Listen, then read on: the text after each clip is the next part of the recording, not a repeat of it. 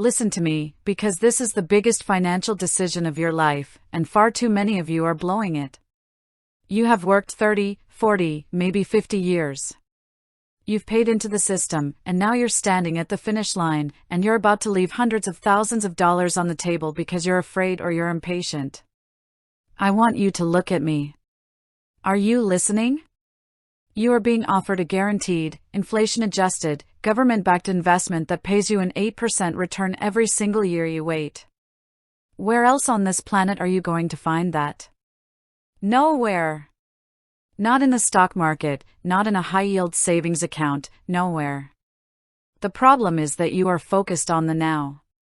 You're thinking, Susie, what if I die tomorrow? I want my money today. That is the fear talking. That is the poverty thoughts creeping in.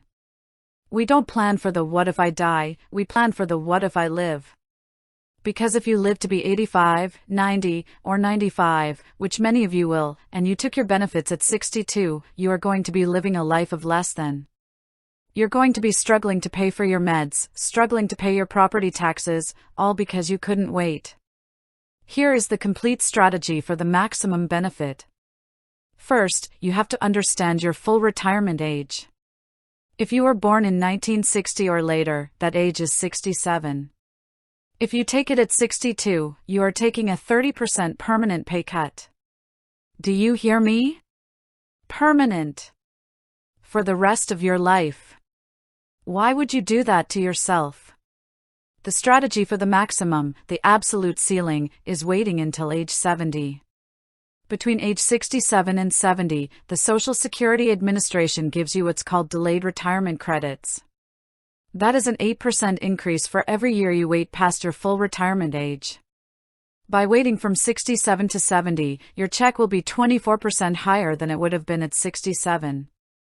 And if you compare age 70 to age 62, your monthly check is a staggering 77% larger. But I know what you're thinking. Susie, I need the money to live. If you have to take it to survive, you take it. I am not a monster.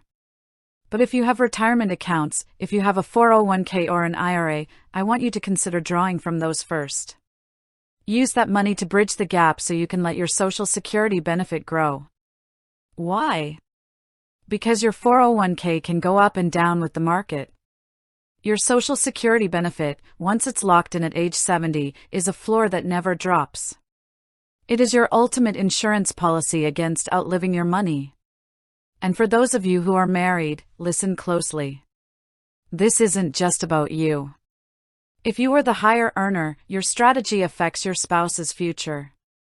When you pass away, your spouse is entitled to a survivor benefit.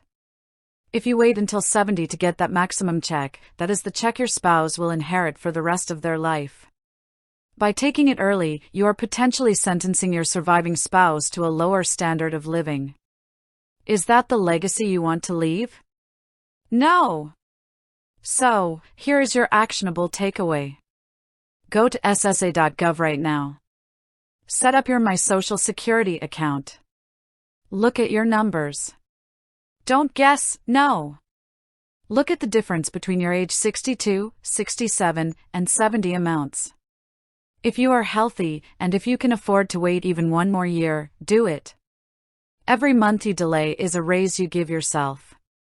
Stop acting out of fear. Start acting out of power.